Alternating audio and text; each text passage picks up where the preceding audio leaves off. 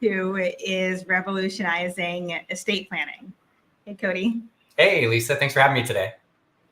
So Cody is a great friend and one of my early investments. So Cody, why don't you just share a little about yourself and the company, and then we'll dig into it. Really, the discussion today is how you're planning on using AI to disrupt estate planning and your vision for Trust and Will. Yeah, quick. Oh, there's the change of that. Right is unplanned. Anyway, it's an office quote, Michael Scott. So is that on a timer? It's every like 30 minutes. It changes it up to a quote based on the selection. It's pretty cool. I'll share in another call the Vesta board, my overpriced office toy, but it's very cool. But personal, live in Dallas, Texas. I've been a serial entrepreneur for the last 13 years. So I'm on my third company, second venture-backed business. Married, I've got a 4-year-old baby boy on the way, and I got a big dog named Scooter who's sleeping next to me. Sometimes he'll pop around. And yeah, when I'm not working and with my family, I love working out, and I'm a huge sports fan. So if sports are on, I'm watching it. And we're in Dallas, so it's like definitely a sports town. We've had a good run with baseball, hockey, and basketball, and we'll see what happens with the Cowboys. But that's a little bit about me. Cool. We can talk about your influencer marketing with sports, NIL, and NFL. Yeah, would love that. So, I want to start with you sharing some of best practice with you for 5 years. So perhaps you can tell us a little bit about your initial vision for Trust and Will, and what it is today, and has it transformed? What's funny enough is it's actually very much consistent from day one. But tell us a little bit about your vision for Trust and Will. Yeah. So I, August 4th, 2017, sat down with co-founder Daniel Goldstein for coffee, just to really just catch up on life. Both of us were not yet working on Trust and Will, but we were both free agents. And, midway through the coffee conversation, Daniel had talked about how much money he had made in crypto and what happens to crypto if he gets hit by a bus. And he knew that I was getting married, and I had never talked to my fiance about it. But she and I knew that we had to have this conversation. We'd not talked about money yet. We hadn't talked about tax and insurance.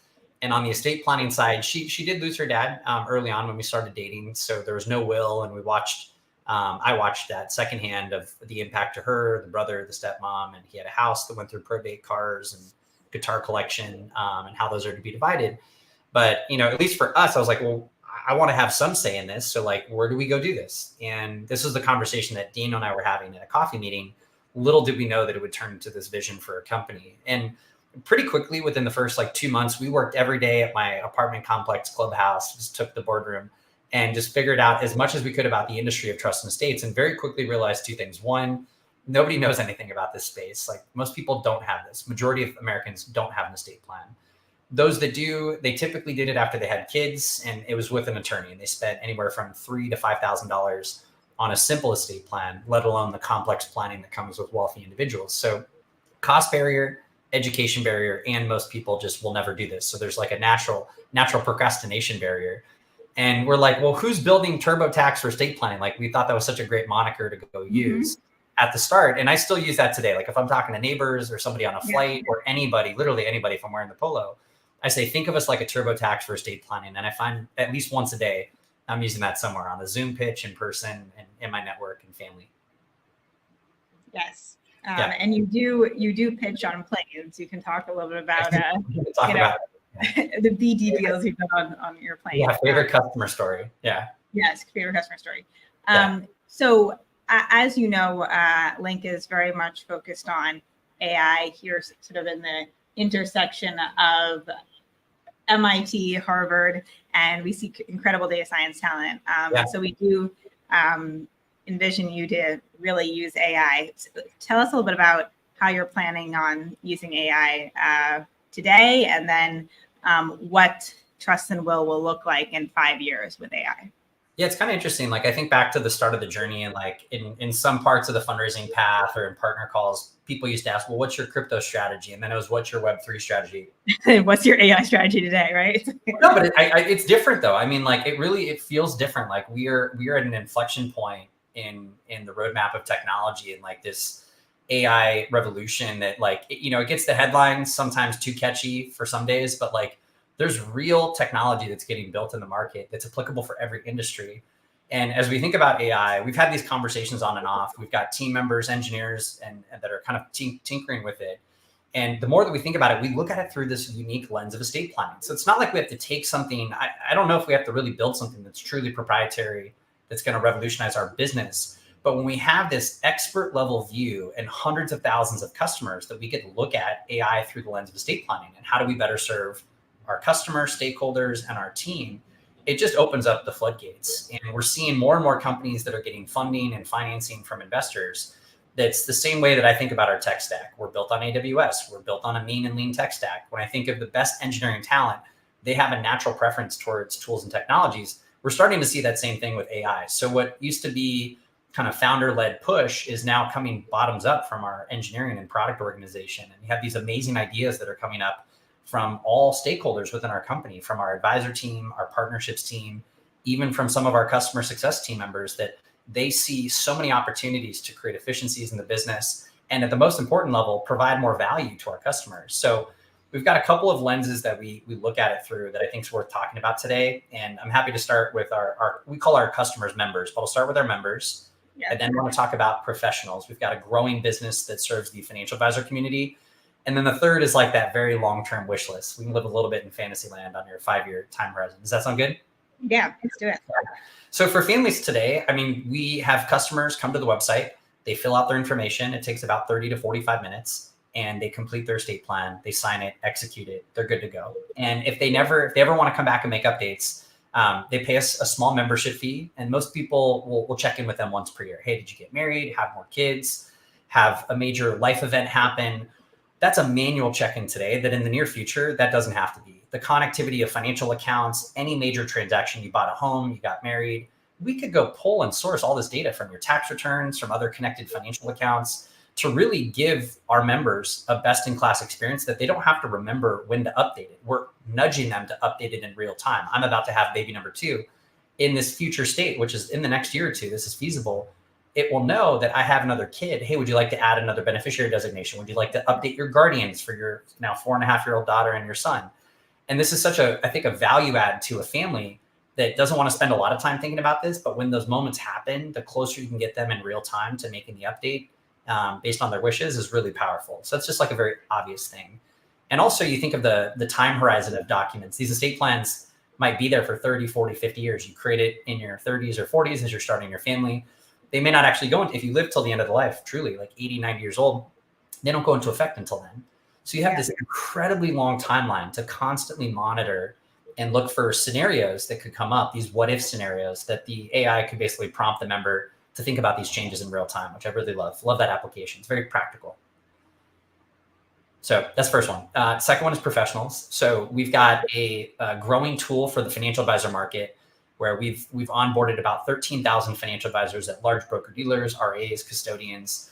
It's a similar lens that we look at it through. Think of it like you hear the term co-pilot being thrown out there a lot, but I think of co-pilot tool for professionals like a financial advisor, specifically looking at it through the lens of estate planning. So financial advisors are going to have a much closer look at your full financial picture.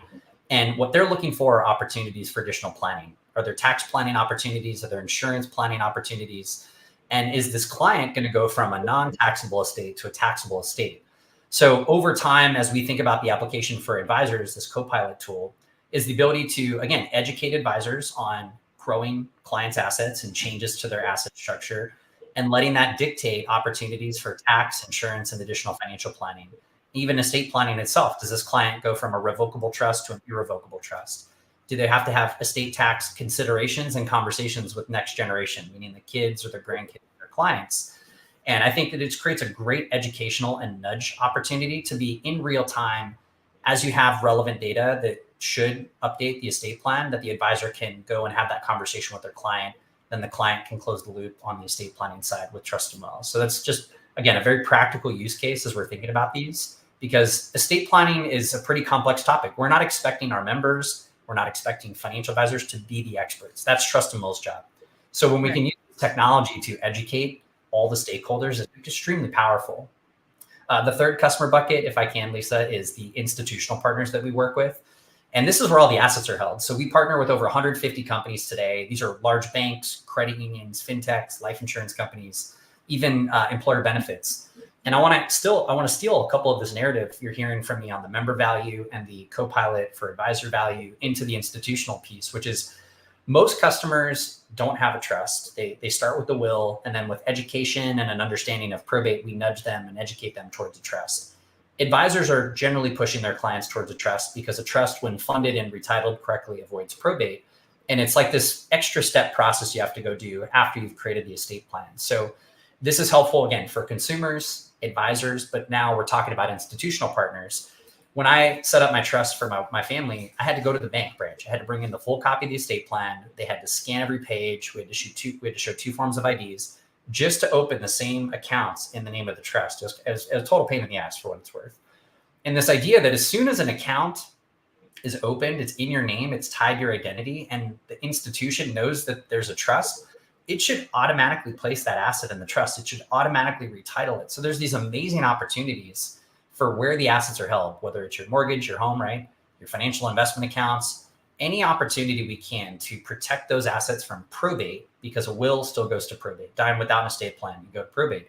That's where we see some like just very practical applications. And I joke, I don't know if you're a Marvel fan, but I joke that like the future state of Trust Mill's AI is like almost like Doctor Strange. We're like looking at every possible scenario and universe that your estate plan could go through as life changes, assets change, family dynamics change, and always making sure that it's up to date and it reflects the wishes of the family. And I think that through all these 3 stakeholders, the family themselves, the professionals. Yeah, go ahead. So going into just all the stakeholders involved, key discussion points would be open source first. Today is, are you planning on using open source AI or building in-house? And then and privacy is super important. And so how are you thinking about ensuring data and customer information privacy? Yeah, I mean, we from the start of our business, we've been data and privacy minded. So we have we started the business in California, even though we're a Delaware C Corp, and California was one of the first states to have California Privacy Act. So very mindful of data collection. We've got a whole, if you go to trust.trustandmill.com, we actually have all of our policies and procedures in there. SOC 2 Type 2 compliant. We go through ongoing pen tests. We have a CISO team. We have a security committee in our company, even for a smaller startup. And as you can imagine, with our business, we've gone through the compliance with 150 of the largest financial institutions. So like our default at the start of the journey was like privacy and security in mind. And as you look at a lot of the identity verification platforms, whether it's ID.me, Proof, Clear, there's a handful of these out there. You'll see more elements that's incorporated into our product and most financial service products, because identity is the ultimate source of privacy. If you own your identity, you own the assets, and you minimize bad actors. And unfortunately, in estate planning, there's a lot of bad actors on the offline world. You have a lot of folks that take advantage of aging seniors for their mental and physical health starting to go. So I think that even with all the technology and tools that we're going to want to work with reputable companies.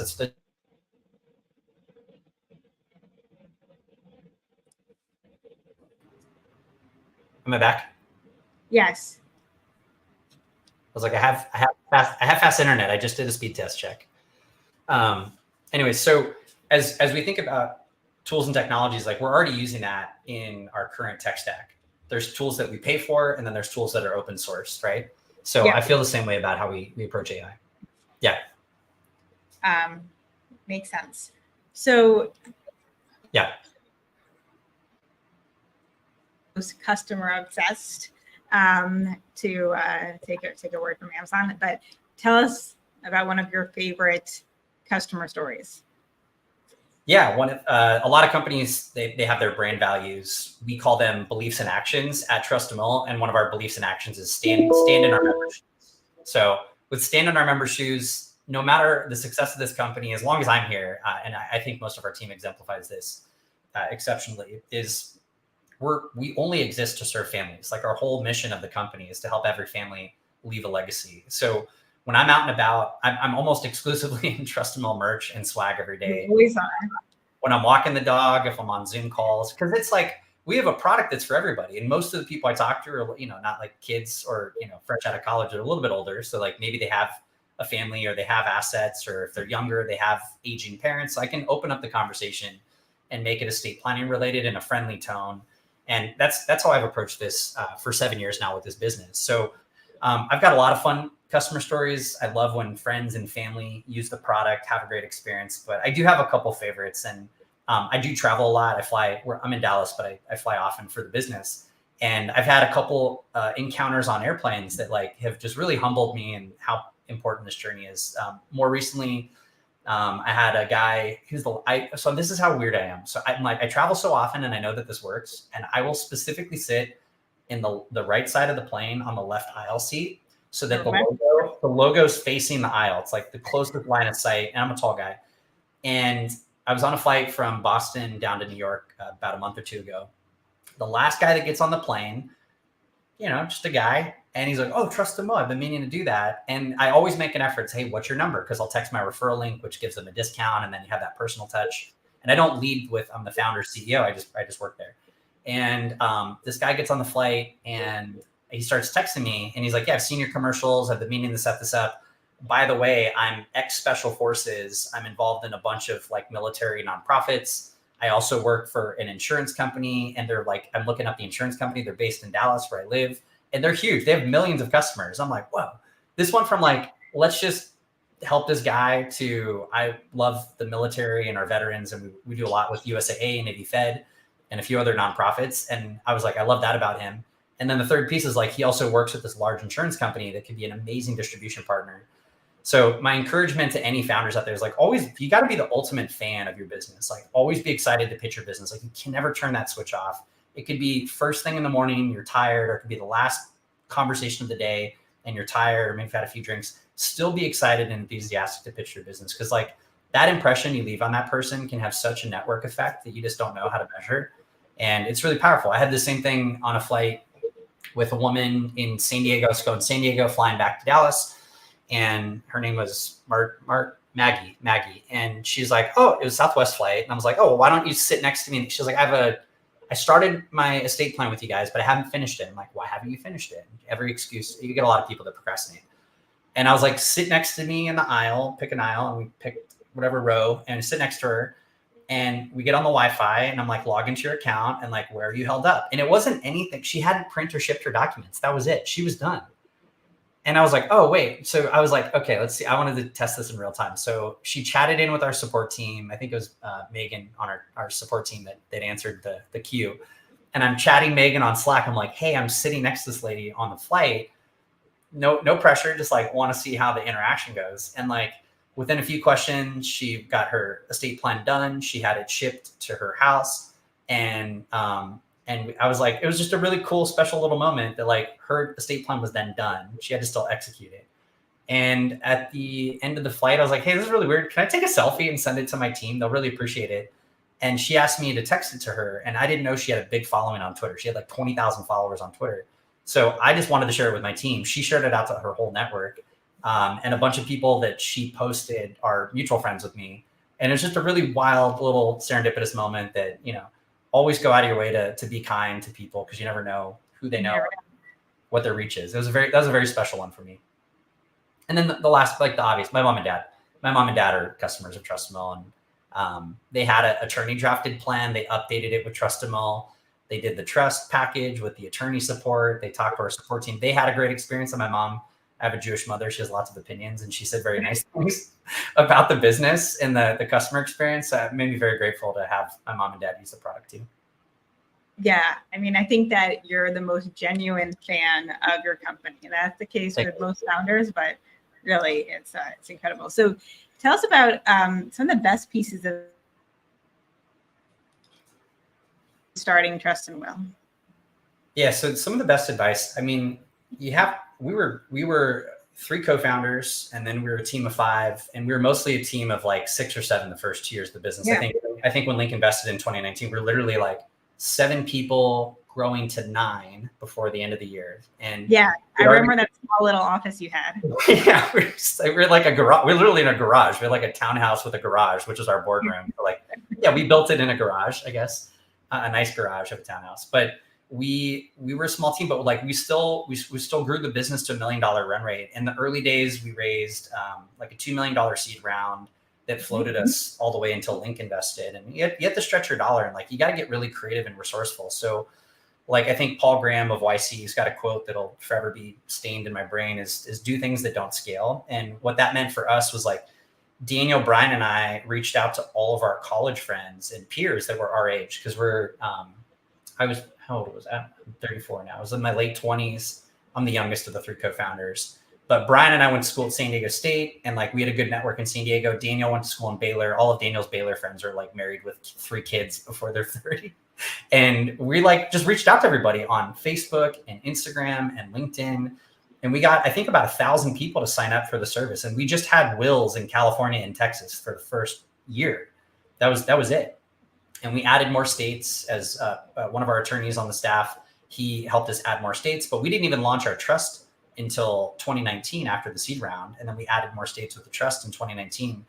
And all we were doing to market the service back then is we had 3 agencies. We had a digital marketing agency that was running Facebook and Instagram ads. We had an affiliate marketing agency that was starting to reach out to like anybody in personal finance or bloggers that talked about personal finance, maybe touched on estate planning.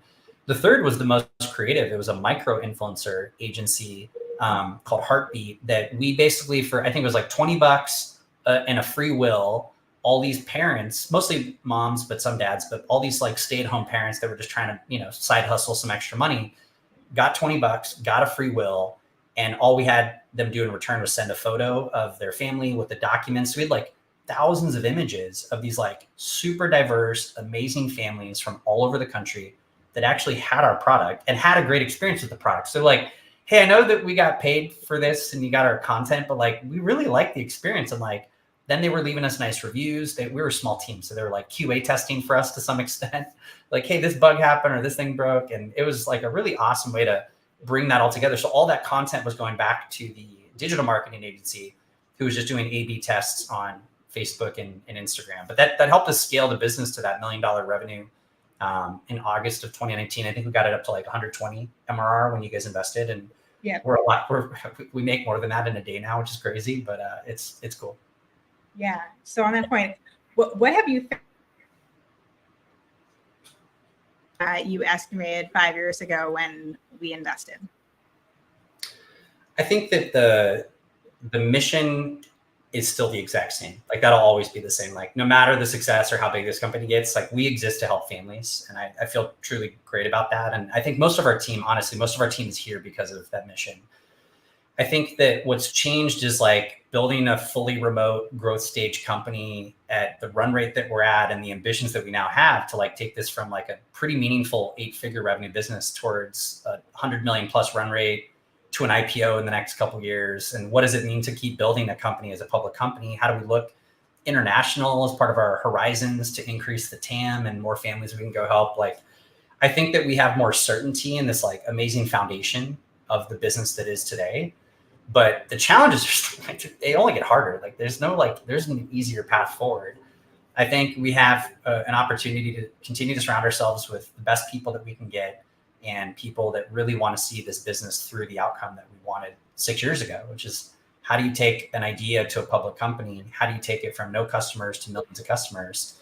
And like, my hope is that we changed an industry along the way. We brought the entire estate planning industry online for families, for professionals, for institutions, and we're the leading brand. I would argue we're the leading brand today, but like really the brand, we're the default for those 3 stakeholders. That people start with Trustamil, and only if they have a preference to go somewhere else, then they do. So it's been a really humbling journey, and it's still fun. Like I wake up every day just extremely excited about where we are and where we're headed.